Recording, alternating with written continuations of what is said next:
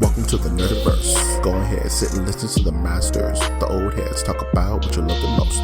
Video games, comics, movies, and everything you need to maintain your week. Got the knowledge that's straight out the ether. Gonna need a drink and have to take a seat to expand your mind and listen to the speaker. Mike and the squad's gonna give you what you need. Please send in a question, come and get some answers, learn a couple lessons from the masters with the special guests. We got the green lanterns glowing on their chest. Yes, please sit back and relax, cause we gonna hit you with them stone cold facts. And allow me to be the very first to welcome you to the masters of the Nerdiverse.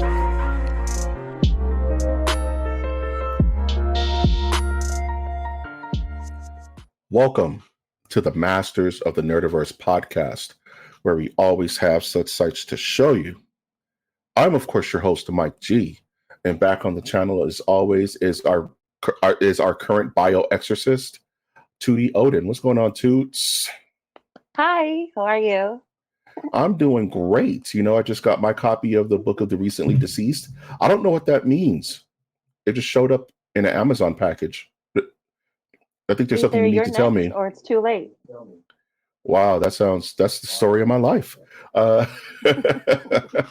You're next. We're going so grimdark because of the subject matter of our podcast today, of our movie review. And today we're going to be reviewing the sequel boot of a 80s classic, Beetlejuice Beetlejuice. And before we get started, I wanted to go ahead and just ask Tootie, as we pull up our beautiful slides here. The slides are 98% of the podcast, honestly. You know, it's just, and they're very well done. It takes me 17 days to make these, you know, in 17 hours. And on the 17th hour, I check with Tootie to make sure they're fine. And she said, she gives me the thumbs up. And I'm like, we're good. It took them like 45 minutes yesterday. 17 days. I had a big beard by the time I was done. It was crazy. Uh-huh. Yeah. And then she's just like, okay. So let's talk about. I said, get in. I said, get in. I created my own spruce moose. Did I ask? The spruce goose. I thought he called it the spruce moose. Is this a fact check from over 20 years? Live? Yeah. I love it. That's Nothing awesome. to do with this podcast. Everything to do with this podcast. Because I like the podcast, like that episode. My initial thoughts was, this is going to be a cup of urine. When I first heard about this movie. So I'll go first, I guess, since I just put my foot in it. I had very low expectations about this movie. Very, very low. Because I was scared. I didn't want to watch it because I was scared to death that they would ruin Beetlejuice. It's like one of my childhood favorite movies. This is a monster kid kind of gateway film that when you're a little kid and your parents are trying to get you into scary movies, I think Beetlejuice is on a lot of people's lists because it's not too aggressive. There are some scares, but it's a lot of laughs. So my initial thoughts for this film, I was not happy. I was just like, oh man, I got to do it. It's like a Band-Aid. You got to go see it. I got to see what they did to it. So that's kind of where I'm standing with my initial thoughts. And just knowing the background, we'll talk about that of this movie, of how getting it off the ground. And Michael Keaton has been really active in reviving his old roles, which he said he'll never do. Like he said he'd never do Batman, but then there he was doing a cameo in The Flash. And here he is doing Beetlejuice, a movie that he had, I guess, been kind of tinkering with Tim Burton about this whole time, but I guess it's now into fruition. Toots, what was your initial thoughts going into this film? Man, I was right there with you. I had very low expectations of the film itself. It wasn't even until about, I don't know, 10, 15 minutes into the film that I still was like, why am I here right now? And anyway, I know we'll get there, but yeah, very low expectations, kind of white knuckled it before we even went in, just because like, I don't want to be disappointed. I didn't want to be disappointed. And I tried my best to separate it. I know the first Beetlejuice like the back of my hand. It's one of my favorite movies of all time. Also one of my favorite cartoons of all time. Both go hand in hand. Those were absolutely amazingly connected, and that was awesome. What an awesome childhood we had. So I tried my best to go into it, separating it from that, because understanding that, well, the timeline's different. There's a child involved. Delia's a grandma, like, et cetera, et cetera. So um, it's a completely different film.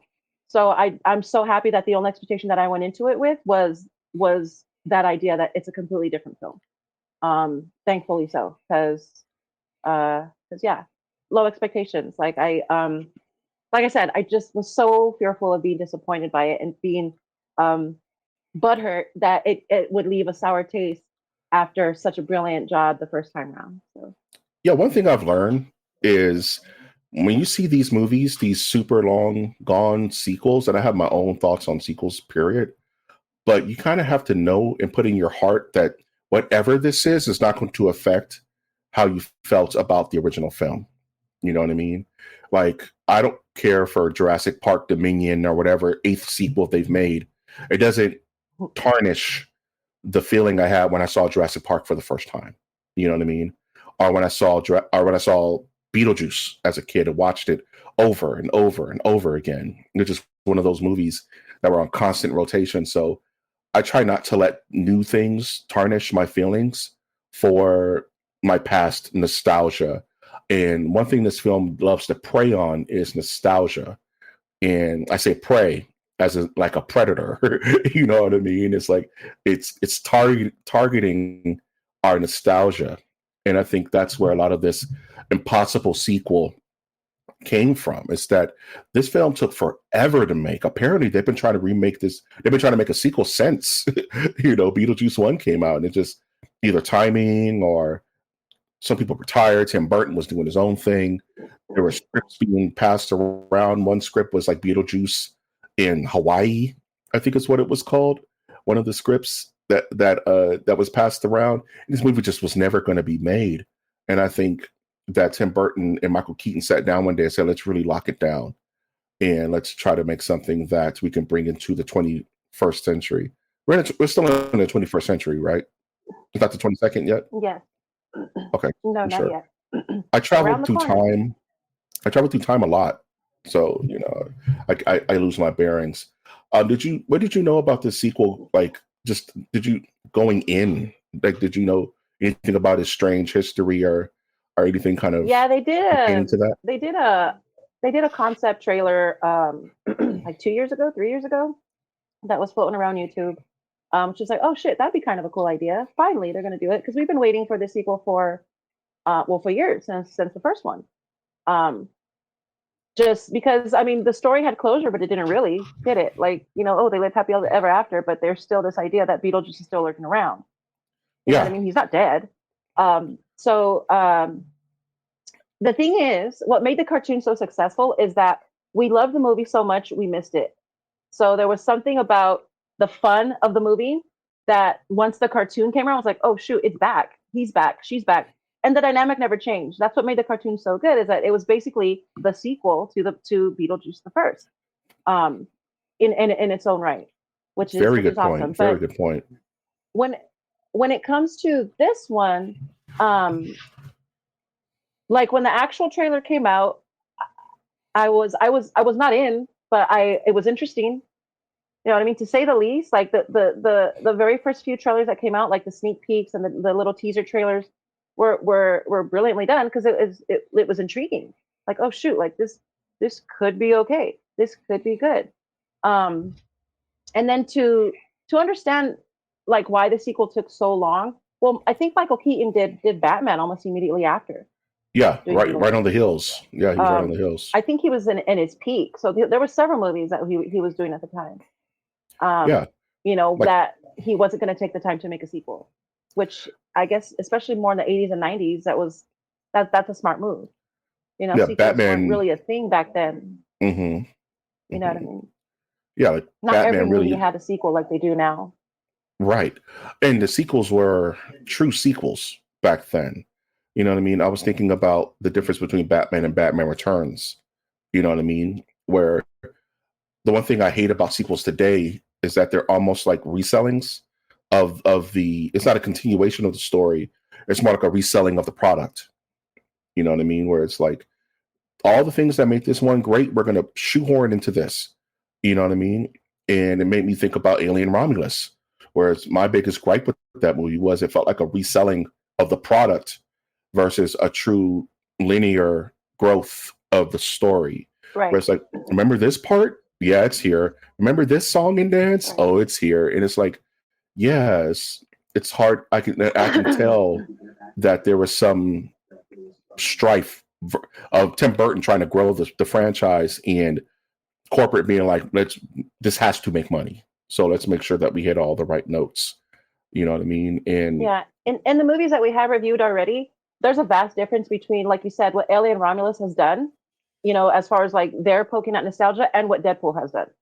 Like like we mentioned, it was done in a more respectful way where it wasn't just shoved into your face. It was done, it's like, we're gonna honor these people because you guys are huge fans of them. As opposed to yeah, what they did in Alien Romulus, where it's just a repeat of lines, a repeat of scenarios, and but what makes it unique here in Beetlejuice without going into spoilers right away is they didn't do it that way. There was absolute nostalgia, but I don't think it was done in a way where it's disrespectful. It's like, here, slap, slap, slap, slap. There was aspects of it and there was ideas of it, but I think what they were trying to do was pull into our cravings of what we wanted to see, and then added Hollywood to it. yeah, You know what I and mean? and I want to fight you on that a little bit, but I can't because you're right. And when I think of the three movies that we've all done, have all tagged on nostalgia, and it's almost Yeah. like best, better, good. You know what I mean? In that order, like Deadpool was the best example of kind of nostalgia baiting, the way they just interwove it into the story. Romulus didn't do it as well, but you can see there's a lot of love there.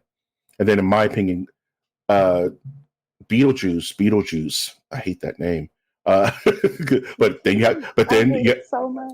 then you have to have Beetlejuice, which is that we already know is going to be the next movie, which is obnoxious. But Beetlejuice to me feels like it's fighting itself. It feels like it wants to do new things and add new layers to the lore and add new layers to Beetlejuice.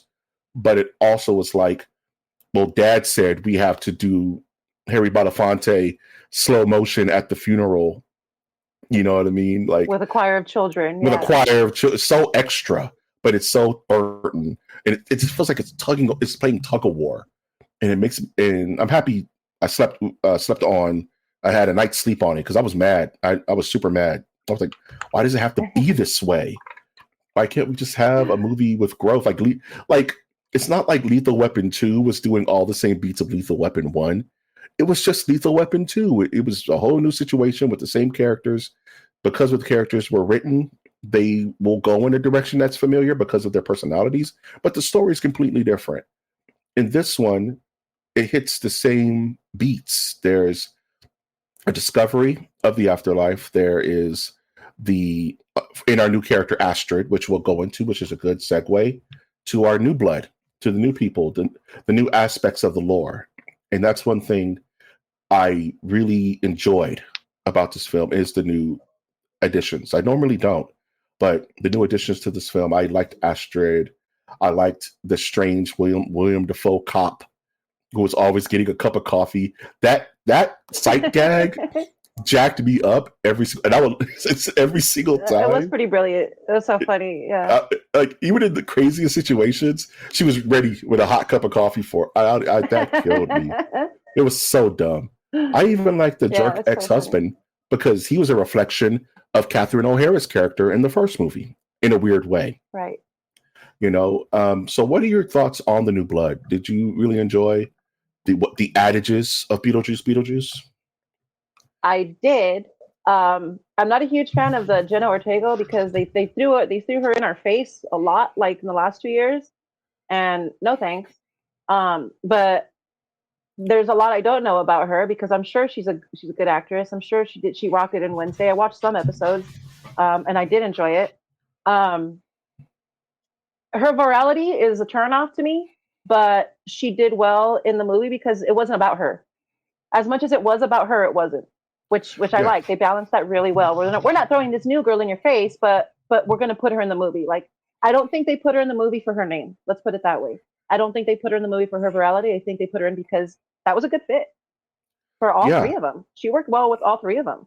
By that I mean Delia. Well, the characters on your graphic there. Yeah, Like her attitude towards all three of them was as much as it was the same. It was very different. She treated mhm, Delia differently than she treated her mom. She treated her mom differently than she treated Justin Thoreau's character Rory. I think his name is Rory. Rory. Um, but again, all the same. Where she just, I don't have time for you people right now. Very Typical teenager, but at the same time, there's layers, which is pretty cool and very modern. And that's one thing for about sure. this film that I hate to. This is the negative Mike podcast. I hate it. I hate that. Sometimes you got to be negative, and it's not negative. It's just my critique. Um, it's just that I don't like the modernization of the film because one thing I like about Tim Burton films is that they all feel timeless. Even Beetlejuice, the first one, it's set in modern day, but everything about it is so like without certain sense of place. You know what I mean? It's off on a grassy hill in a quiet town, and everything is super. Like it could have been set in the 50s, it could have been set in the 70s. You know, you just don't know. But here, everything about her character was very modern teen. Like there was like, let's make sure that this demographic is being catered to. But that being said, like you said, she fits in the universe quite well with a modern sensibility. And even the return of characters that we know, such as Winona Ryder, Catherine O'Hara. This is how a teen would act. I was, in that particular situation, especially with her mother being, I would say, uh, separated from her daughter in a sense, and that's one of the major stories of the film. And to go back to your point, I always feel like there is no main character in a Beetlejuice movie. You know what I mean? The main characters jump. You know what I mean? So it's all about the world building because you would say the Maitlands were the main character in the first film, but then no, because Lydia was kind of the main Lydia character was main, yeah, in the but then she first film, wasn't but then she wasn't. because there's the whole thing with what's his face and Delia. And I'm disappointed. I know he passed away, but it would have been so cool if what was her name? What was his name in the movie? The Orson Um, Welles fella, the Ortho, Ortho. Yeah, yeah, oh man, that would have been so cool. But yeah, because I we're wish they bringing had back an Ortho-esque type. I guess Justin Thoreau was supposed to be that, right? Justin Just a Thoreau little bit more reminded me. narcissistic He reminded me of and dumb. like remember uh Adam's Family Values, where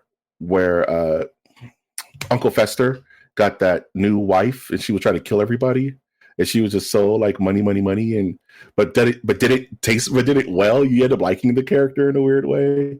He reminds me of Yeah, that person where yeah, for sure. you know what I mean. He was trying to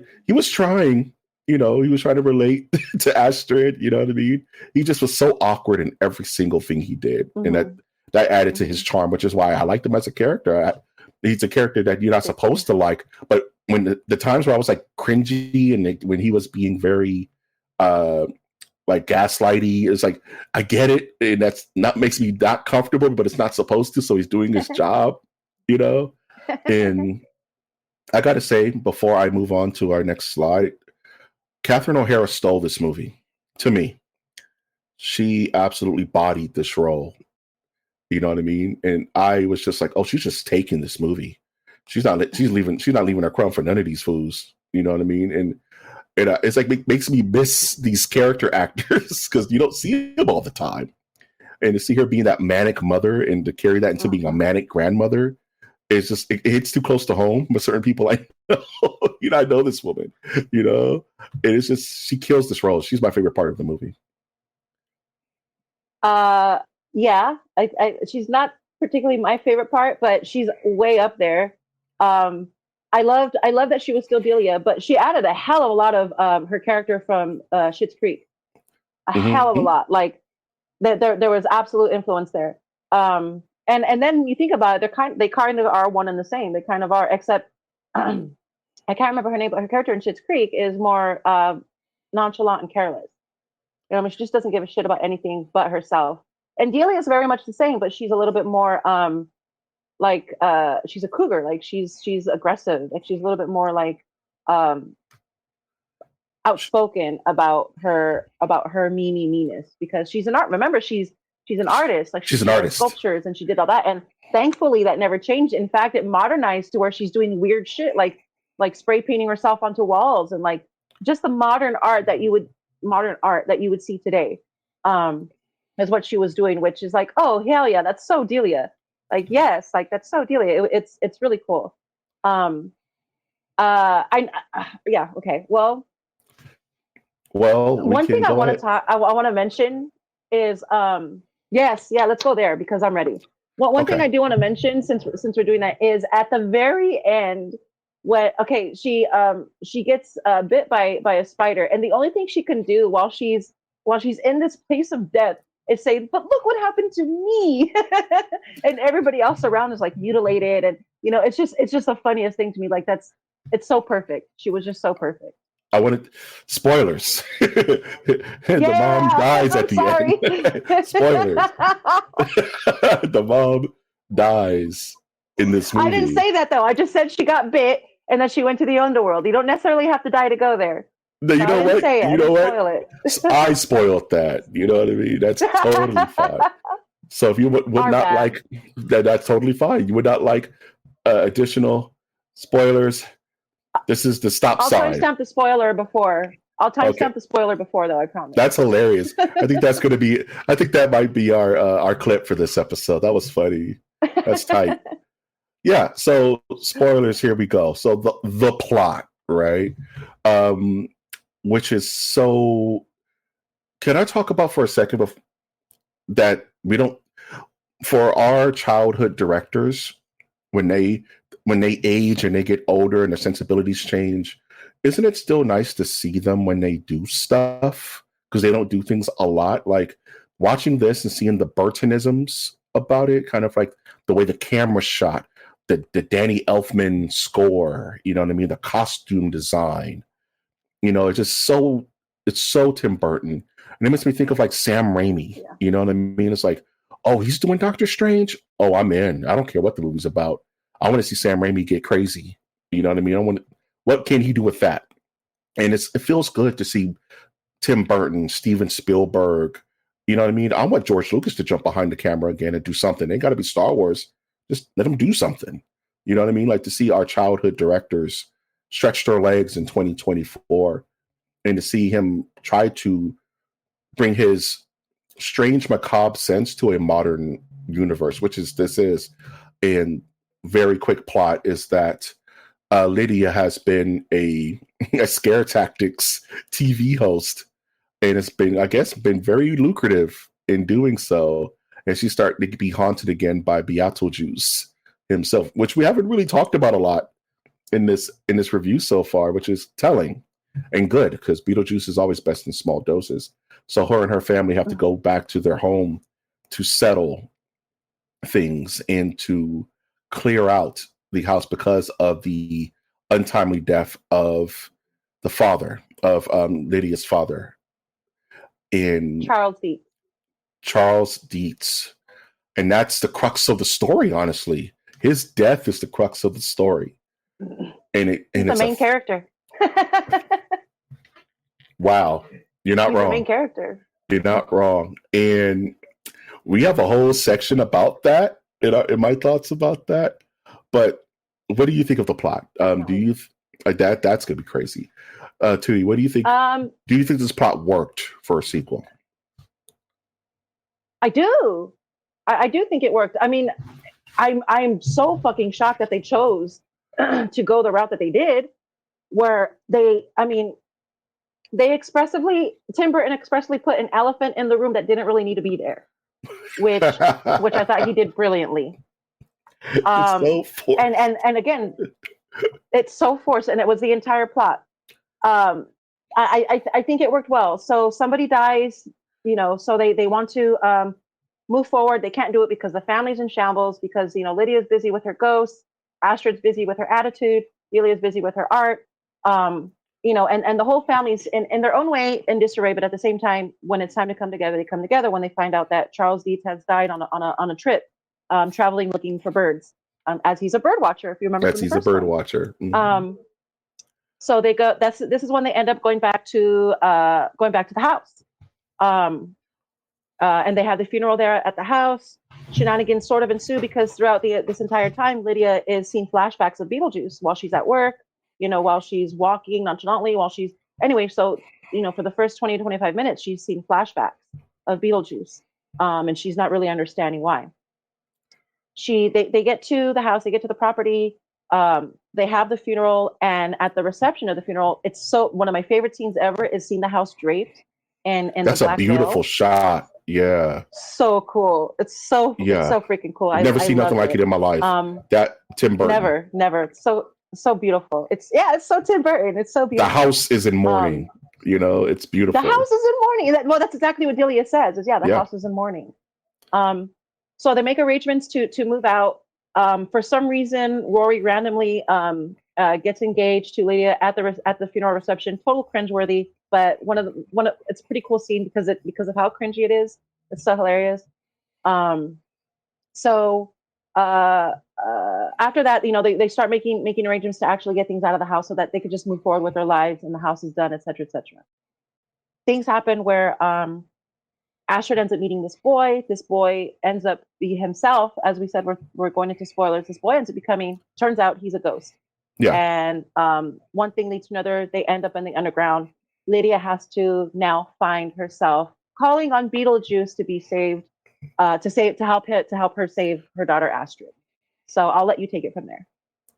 Yeah, save her daughter Astrid from the afterlife because the dreamboat boy ghost was technically almost like a Beetlejuice level demon in a weird way. He was trying to trade his death for her life, and he had to trick her in a certain way.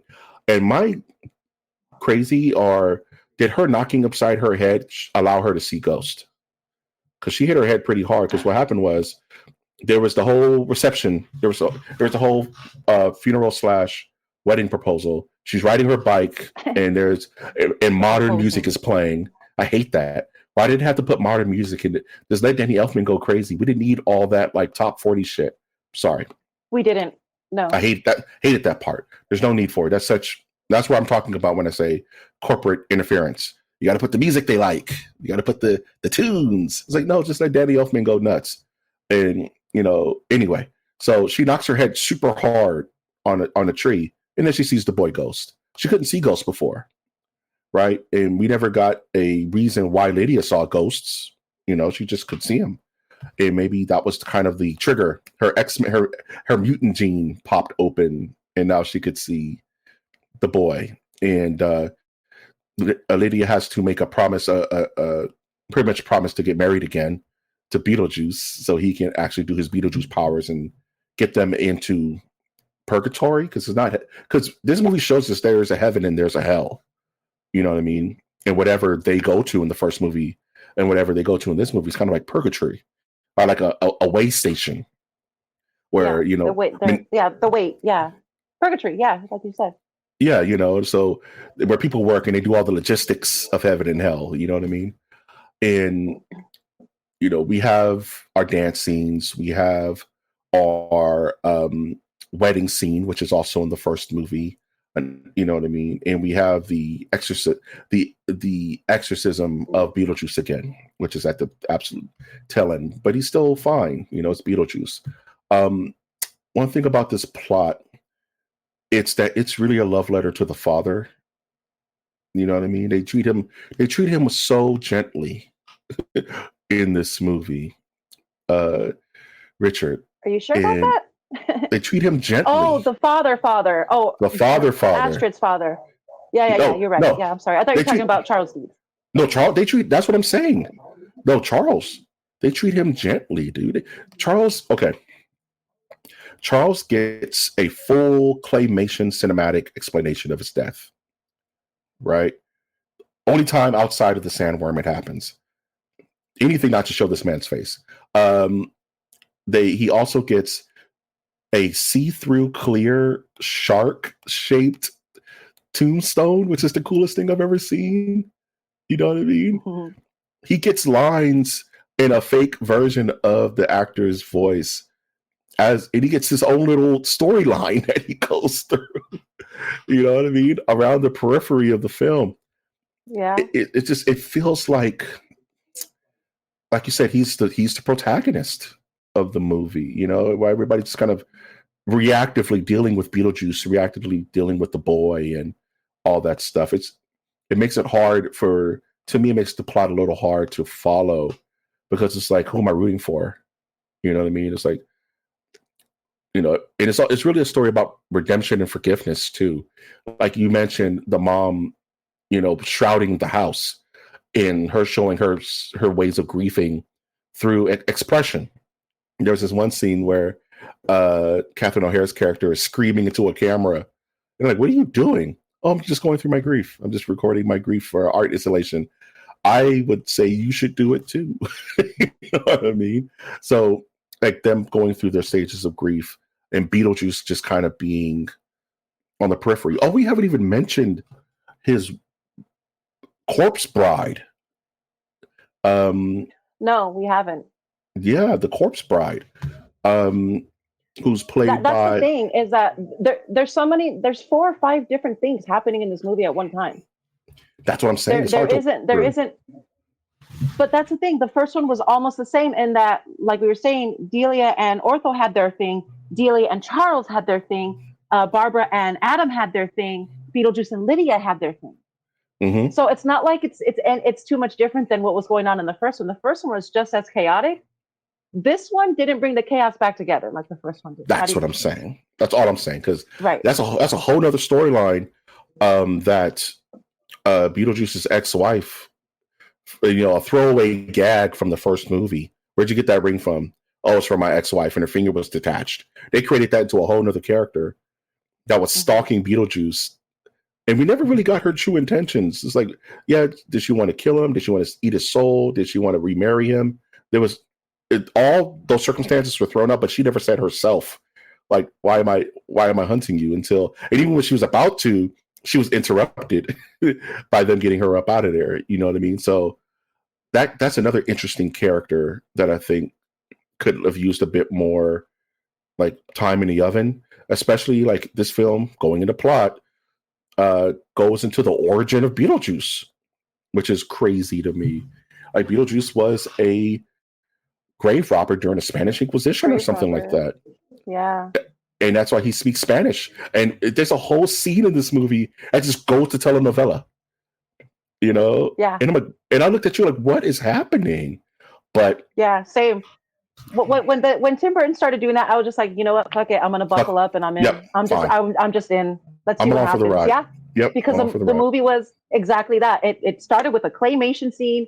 It went like that was like a good 5 minutes long, explaining what happened to Charles, which was like it just came out of nowhere. Then like you said, it went into Beetlejuice explaining his life story, but he was doing it in Spanish in a telenovela montage type thing, which was amazing. He spoke Spanish, I think, twice. Very Mario throughout the movie. Yeah, very Mario Bava, you know. Mario Bava. It looked like Black Sunday. The whole scene was in black and white, I think. Yeah. It was very Mario Bava. Yeah. And what's funny is he spoke Spanish twice in the first movie. Remember, he was like, "Hey, we're simpatico here," you know what I mean? He said, "Hey, we're hermanos," you know what I mean? Where he dressed like, okay, all right. Like, so, but him being legit, like a Spanish grave robber. I was like, because everyone had their headcanon for what was Beetlejuice when he was alive.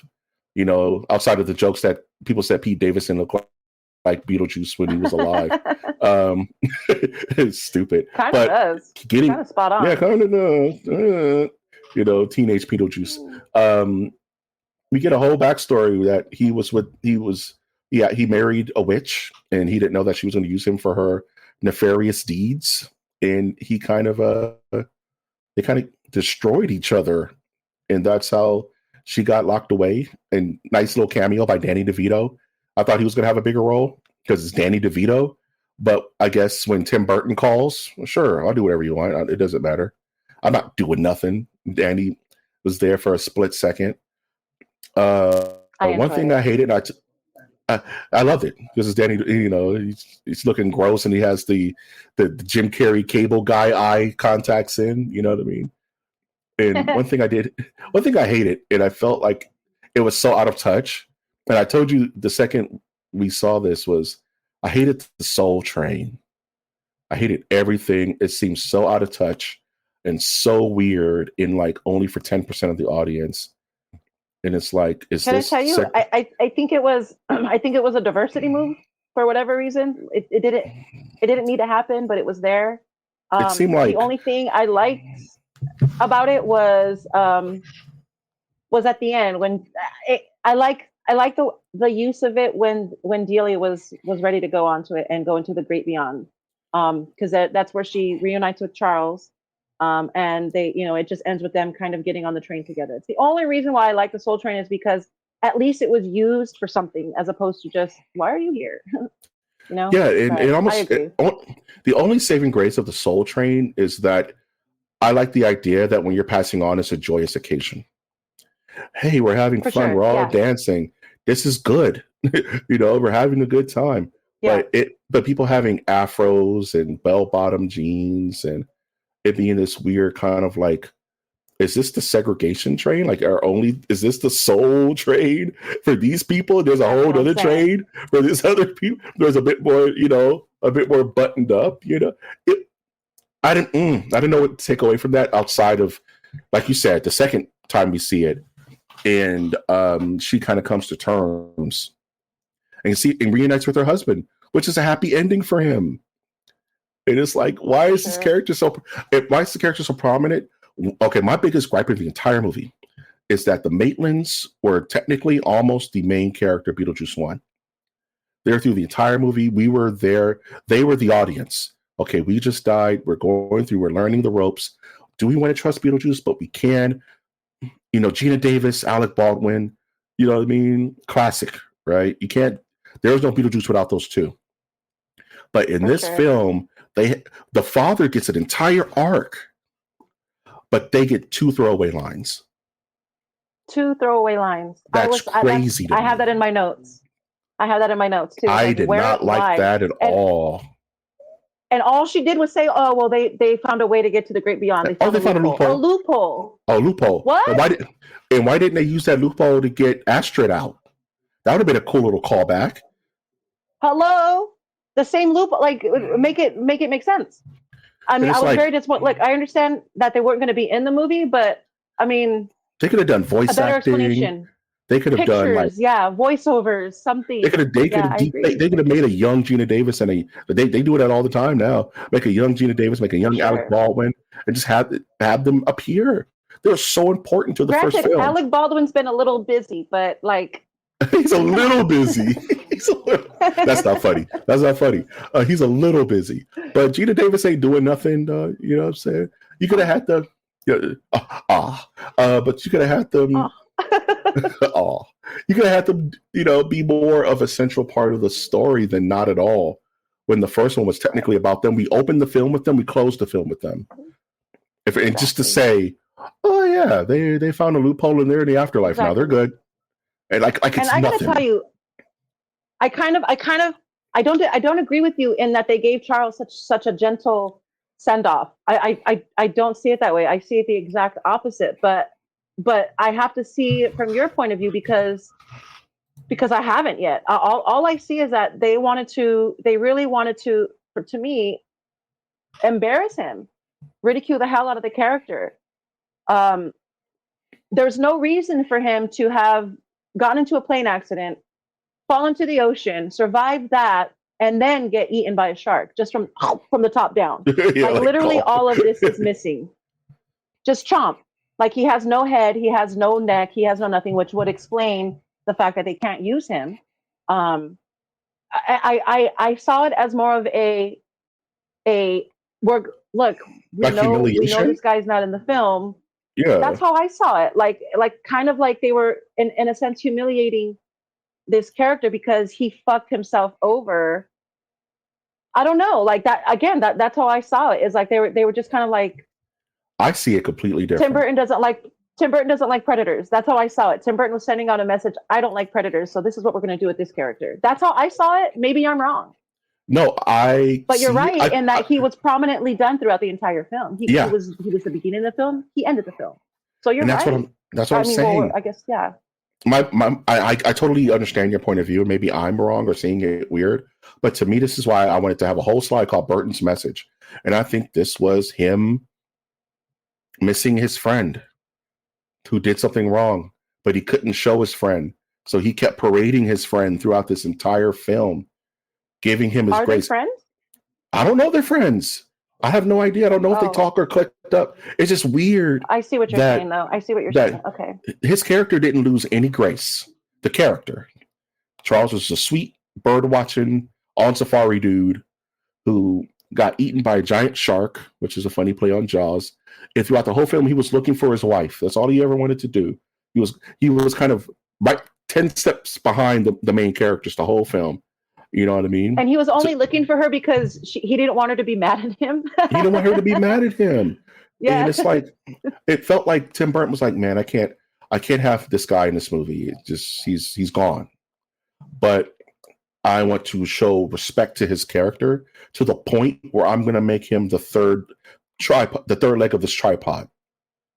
You know what I mean? It's really his death, Astrid's coming to age of being able to see ghosts, and Beetlejuice's conundrum, which is getting rid of his ex-wife. Those are really the three main pillars of the film. And I think that his message was like, I can't show this guy's face, I can't say his voice, but he's here. You know, his voice, he will be present in this movie no matter what.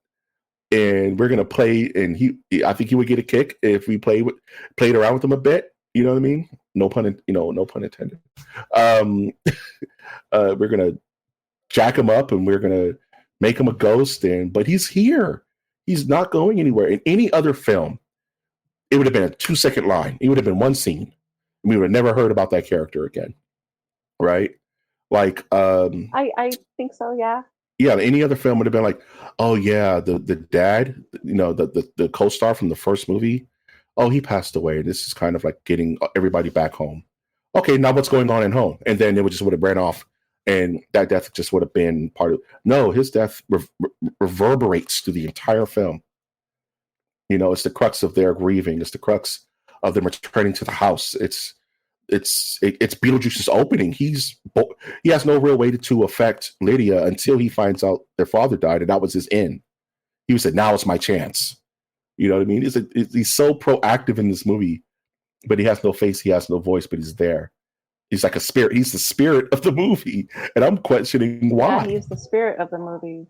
It's so weird. I didn't look at it that way. I looked at it as the exact opposite of, haha, look what we did to you because you fucked up.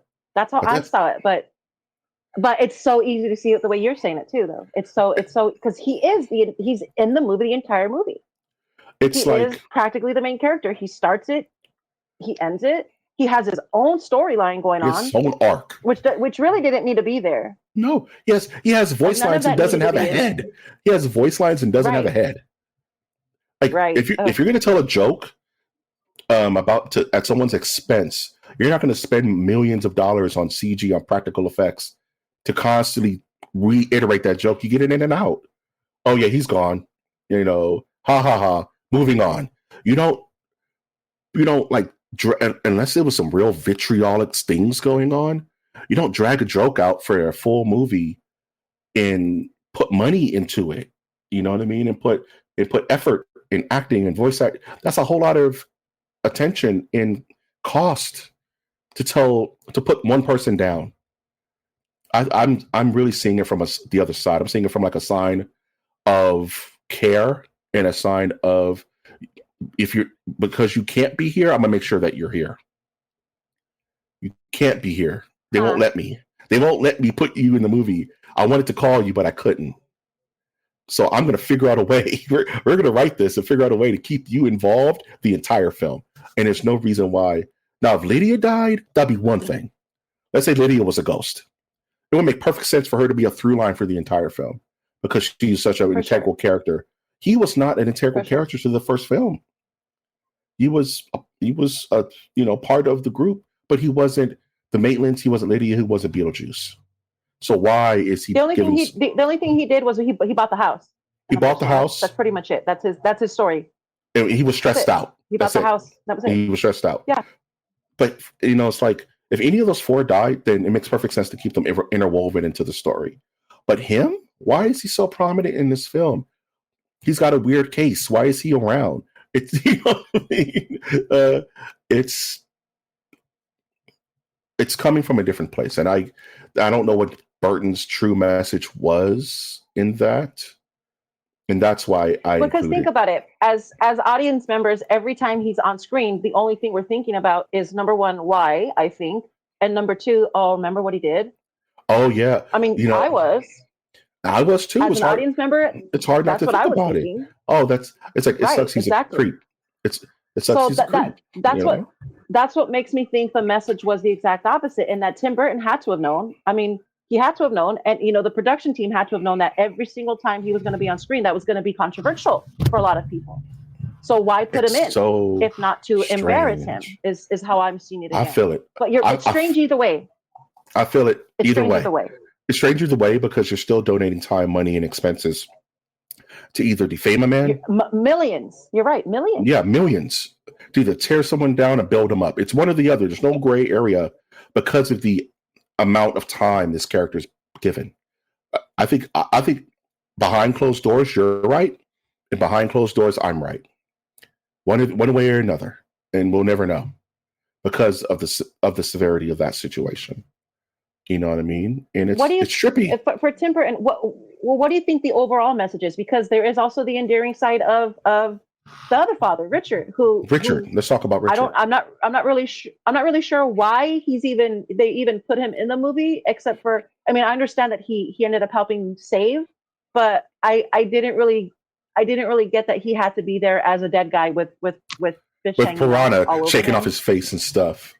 I think because they try to make these scenes like loving and endearing, but it's it didn't work for me. No, because it's Tim Burton. Was that on purpose? No, okay. Yeah, it's Tim Burton being weird.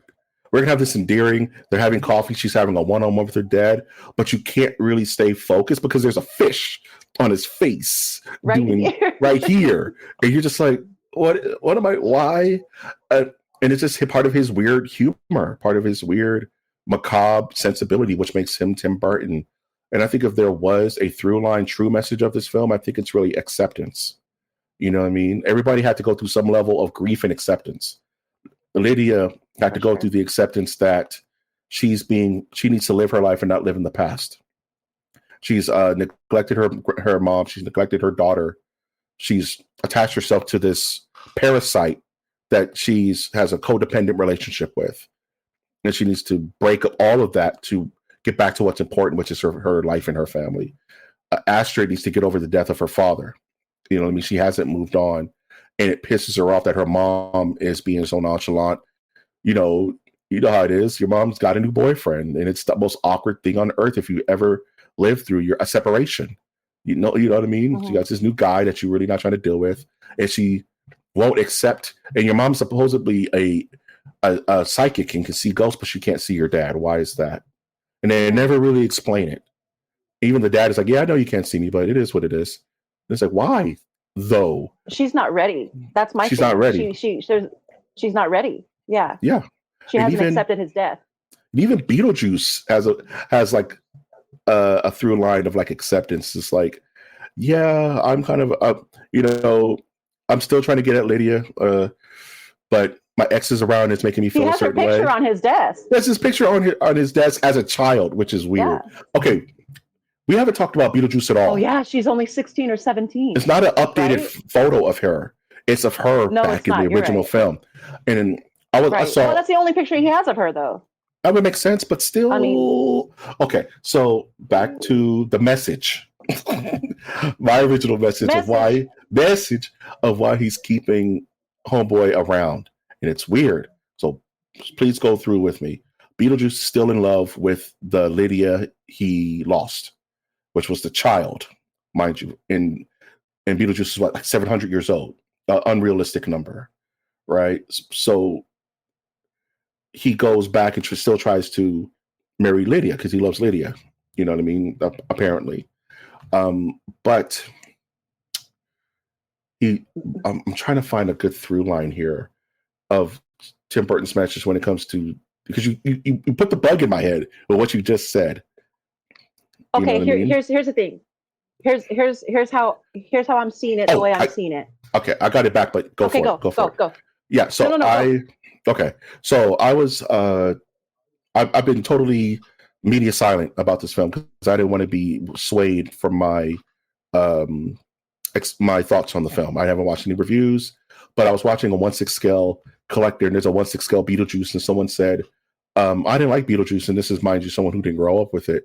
There's like, because they found Beetlejuice cringy and almost kind of like an offender.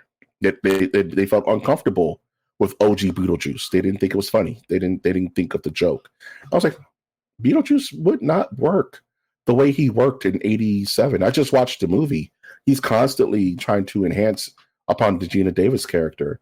You know, he falls in love with Lydia, who's a child. It's very strange and awkward, dirty work. And yes, he's a scumbag, but that's Beetlejuice.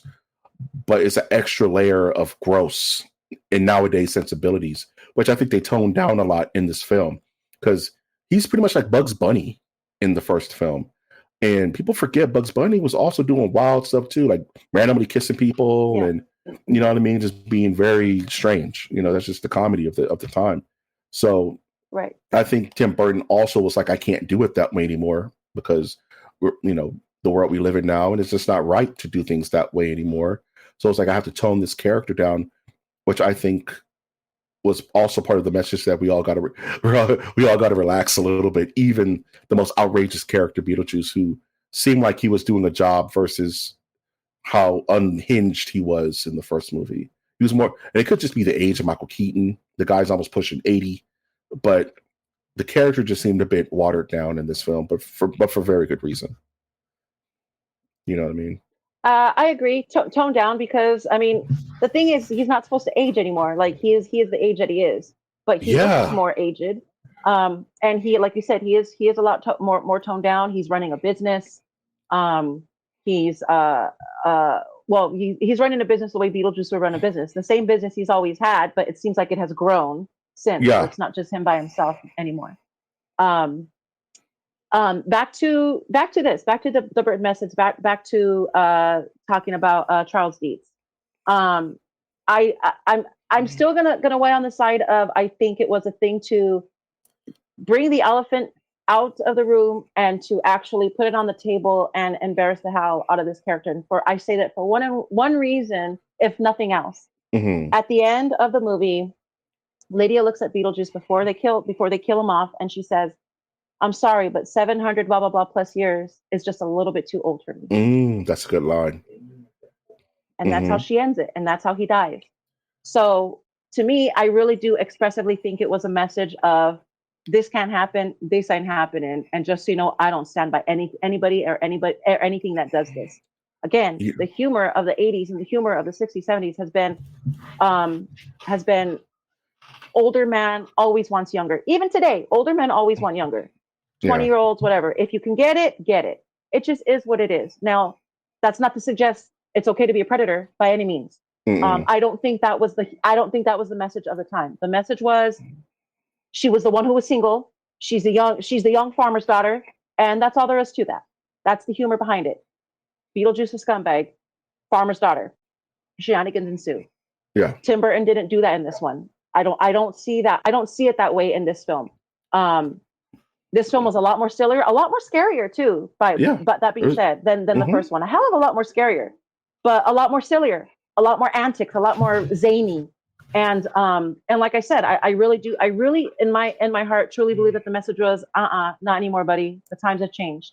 Another example would be the fact that the strip club wasn't in this movie at all.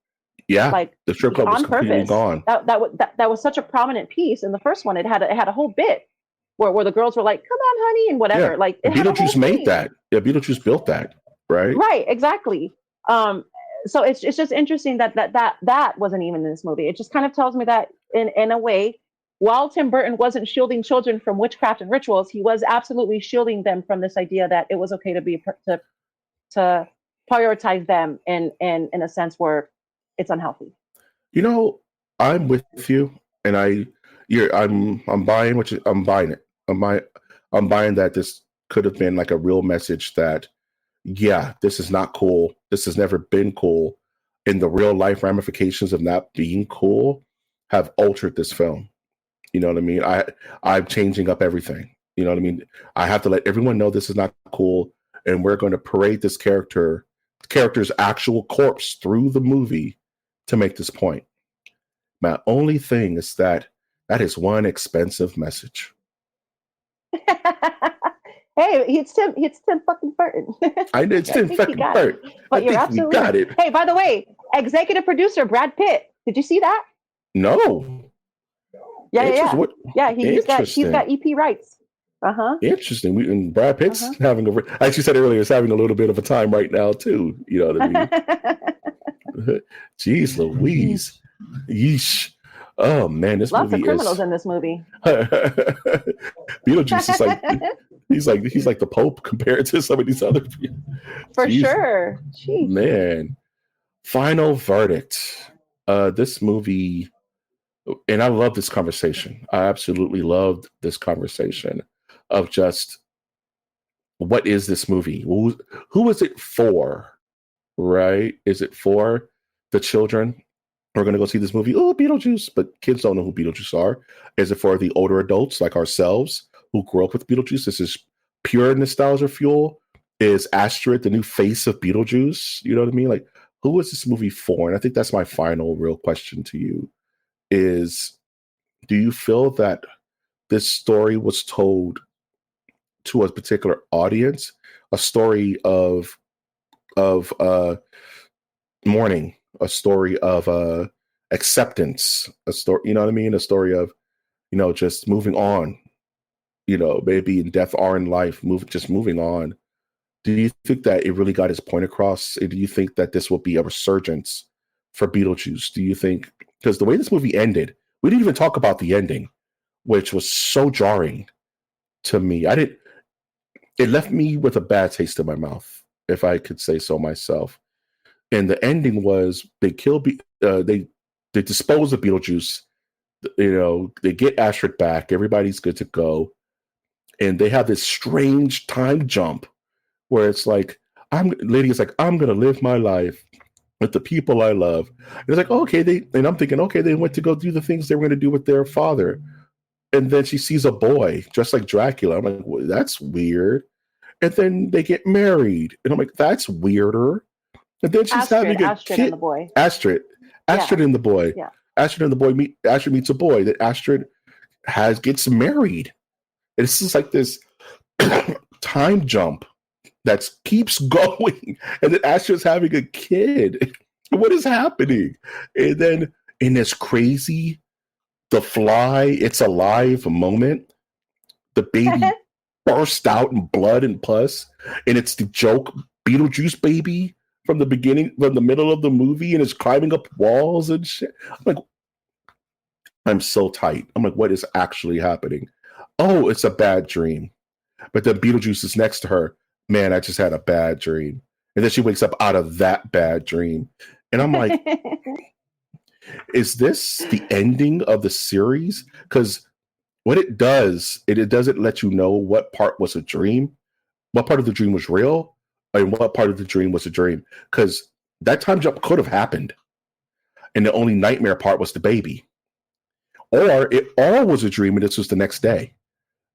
It very smartly keeps it wide open, you know what I mean, to what's going on. And that just irritated me because it stole an idea I used to have for a movie when I was a kid. Mm-hmm. And it stole my idea of having a happy ending and then like wackiness ensues at the very end and it just goes off. So what is your feelings about the ending? And just my general question, who did this land for, you think? I think the audience is broad. I don't think it's tailored to children. I don't think it's tailored towards adults. It has like a soul or an Inside Out like vibe to it, and that like it's as silly as it is. It has this weird way, like you said, it's a lot of grief, a lot of acceptance. And in the past 4 years, especially, we've gone through a lot of heartache, a lot of loss, a lot of grief, and had to eventually come to terms with acceptance.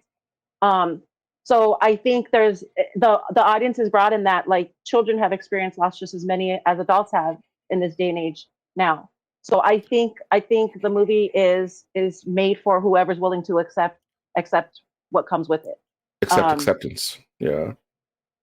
there you go. Like yeah, for sure. And again, and accept it at surface level that it's silly and it's cringy and whatever Gen Alpha or Gen Z wants to call it. I don't think it's for them specifically. I'll be honest, because like you said, they don't know who Beetlejuice really is. If they saw the movie in the '80s, I can imagine. I can imagine their sentiment towards a character like him, and why it'd be a turnoff, and why it wouldn't be something they'd want to watch. So in that sense, I think the movie is made for our age. For some reason, this summer has been the age of the 40-year-old.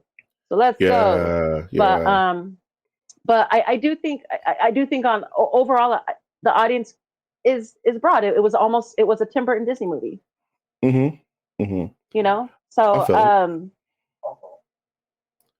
like verdict wise, I don't know. I don't know what we're gonna give it. I can tell you that um I really enjoyed Willem Dafoe's character in it. Yeah. Him he was kind of a big nothing burger, but I liked the way it ended. I loved the MacArthur Park scene during the wedding. That I song's really just do. stuck I in my love head. that they did that whole thing. That I song's was just all stuck in in for my that. I was head. like, you know what? I don't care. This is cool. Um, all of them singing together, all of them like dancing and doing the thing, and at the same time, their faces are like, "What the hell?" What Because the hell? What because am I he's doing? possessing them. Yeah, It's so 100%. awesome. It was so cool. Um, I love, like I said, I love Willem Dafoe's character in it. I did not like the fact that both of the villains, the demon boy and his ex-wife, died instantly. Like they were Yeah, they they just were got him they up were out in of the there. movie. They were in the movie, and then boom, she's dead. And then they were in the movie, and then boom, he goes to hell. Like, oh, that's it, huh? All right, Yeah. No bye catharsis for guys. them. They Yeah. were just So evil for the sake of being evil, yeah, you know? yeah. Yeah, I didn't like that so much. Like you said, not a huge fan of the Soul Train. Loved the intro of the movie. It was so reminiscent of the first. I think they did a really well. They did well done with that when the contrast between the model homes and then the real home, and like them going back and forth and you not really knowing what's what. Reminded me of Hereditary. I Yep. thought that was pretty cool. Um, and yeah, the fact that the Maylands weren't there, not a big fan of. But overall, I did enjoy the movie. I especially especially the fact that Tim Burton knew the controversy when it came to putting in this elephant of the room character of Charles Dietz, and he did it anyway. I thought that took balls. I Hmm. thought it was done in such a silly, fun way. Um, I think a lot of the plot could have been a little bit stronger, a little bit better, but I think like with most movies that bring in nostalgia and bring sequel and combine the two, they just throw everything in and then it just kind of works out the way it works out. Kind of used to that now at this point. So I don't know. What are we doing? 1 to 5 sandworms? One Oh, of the sandworms. I love the fact that they didn't change the sandworms. They looked exactly the same as they Yeah, did in the first one. very good. I Yeah, loved it. yeah, No AI, no advanced technology, just claymation. That's what it looked like claymation. to me. I loved it. Yeah. So before I jump in, I was from 0 to 5 sandworms. What would you rate this movie? 0 to 5 sandworms. I'm going to get it 3.5 sandworms and cut that bad boy right in half. Ooh, let's go. And it grows another sandworm. You gotta love it. Okay. Okay. No, there's so much to talk about. So what I liked, I loved the sense of wonder that Tim Burton brings to a film. I mentioned it earlier. The sound design, the practical effects, the practical claymation. Like you said, the sandworm just being OG sandworm in a claymation. There's not CGI. It's not industrial lights and magic. It's someone doing a stop motion. I love the intro scene, like you said, with rolling through the town. You know what I mean? I love the explanation of Charles Dietz's death in claymation. Total break of what I expected from that film to be in the way they illustrated that. I liked Astrid's character as kind of like the new blood. I really enjoyed Astrid as a addition I would love to see her in something else tied to this film. I loved the afterlife. I love how they built upon the afterlife, how they're, they have their own police station and they have their own way stations. And as much as I don't like the Soul Train, I like the idea of the Soul Train. You know what I mean? William Dafoe was like, gotta keep it real. You know what I mean? You just gotta keep it real. I love him. It looked like he was having a real good time in this movie, and it's always good to see actors look like they're having a good time. You know what I mean? He really was having fun. Catherine O'Hara stole the movie for me. Just me personally. I thought she was hilarious. I thought she really went all out in this role. And it was fun to see her story end. I didn't expect her to die and then be like, and what scariest part to me is that I'm not dead. Why am I here? There's something wrong. The panic of that moment made me uncomfortable in a good way. It was like, oh, I don't like that. It hit me in my chest a little bit. Like, yeah, I'm dead. There's nothing I can do. There's no talking your way out of it. I don't even know if she cared so much that she was dead. It's that she was uncomfortable. Yeah, her uncomfortability because she's Delia, and it's something that's not going with her plan. No, this wasn't my plan. I paid for those defamed asps, and I got ripped off. No, that's not cool. Who can I talk to? She tried to Karen her way out of it, Yeah, and she it's was like Karen out. Yeah, it was like, oh, that worked for you up there, didn't it? And it's just like the desperation of that scene choked me up a little bit. And also like the MacArthur Park ending. I wasn't with it when it first started, and when I realized they're doing the whole song, I just fell right into it. I loved it. I went from not liking it to loving it. Like you said, you just gotta give up and be like, all right, man, here you go. All right, I'm having a good time. You and Mr. Burton. You and Mr. Burton. I was gonna be a bit grump about it. You made me smile. I can't fight that. All that said, all my thoughts about the father character, and like you said, them parading him through the film, and kind of like you said, taking that elephant in the room and slapping you right in the face with it, ballsy, took guts. Do I think it demanded as much time to that character? No, I don't think it demanded that much time to that character. Could have been a throwaway line, but he was making a point, and I guess his point was, no, we don't tolerate this, and I'm going to drag this dead body through the film just so you know we don't tolerate this. You know what I mean? It's such a strange. Such a strange what do the kids say? It's like just a swag to it. You know what I mean? Like we're gonna drag you through the mud as professionally and as expensive as possible. You know what I mean? And we're gonna make that point. It's pretty base. That's what I'm saying. It's pretty base. With that, 0 to 5 sandworms, I'm gonna give it I don't want to steal your score, but I'm kind of leaning towards a 3.52. It's not a 4.0. It's not a B, but it's not so bad because I enjoyed it. Would I watch this again? I don't know. Maybe it was fun. I watched Beetlejuice this morning in preparation for the pod and was like, it would be nice to kind of back to back these films. You know what I mean? But I think I'm gonna give it a 3 out of 5, just because I didn't like there's certain things I really didn't like. I didn't like the modern music. I didn't like the cell phone scene where he was making his point about cell phones. Everybody had their cell phones pointing at Beetlejuice, and everybody got sucked into the cell phone because that's what we do. We get sucked into our cell phones. You know what I mean? It's just like, I wish it felt I actually kind of like that.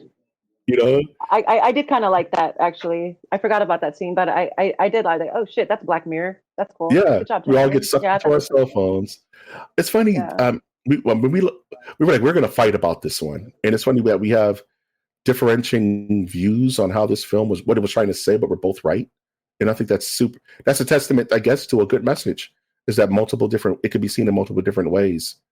You know what I mean? For sure. It still have basis. So you said a 3.5. I said a 3. Beetlejuice, I know we're going to see you again because they have to make Beetlejuice. It's just the marketing's too good to pass up, and we're going to have this conversation again, in the future. Probably. You know what I mean? Toots, where can we find you? You can find me on the Instagram at thelovehub_LA. That's THELUVHUB_LA. Hit me up, DM me for anything that you want to promote for yourselves, your new podcast, your new song, your new LP, your new artwork, anything that involves, especially if you're local in Los Angeles, any new parties that are happening, anything that you want people to show up to your events. Let's go, let's go. Shout out Gemwork Fest that happened this past weekend. It was amazing. Shout out Brother Moz, shout out Tech, shout out Click. Oh my gosh, you guys, that was so much fun. Thank you guys for everything. Mr. Mike G, thank you for today. You are a part of the Nerdiverse, and we thank you for all your due diligence, and especially in your works that you're doing now, being able to promote these smaller acts, these bigger acts, whoever would like to, join and be able to put their business front forward. You're doing the Lort's work, LORT, Lort. You're doing the Lort's work. Sorry. For the MOTN podcast, what's coming up? We have MOTN Live today, technically. And I don't want to date the podcast, but today this is going to be seen in the future, so it really doesn't matter. This is a future episode. We have MOTN Live, the future. We have MOTN Live, which is going to be every Friday, which we're going to be doing, where we chew the fat, no reviews, no real docket, just us just hanging out with you. So if you'd like to join, we're going to be on YouTube, 4 p.m.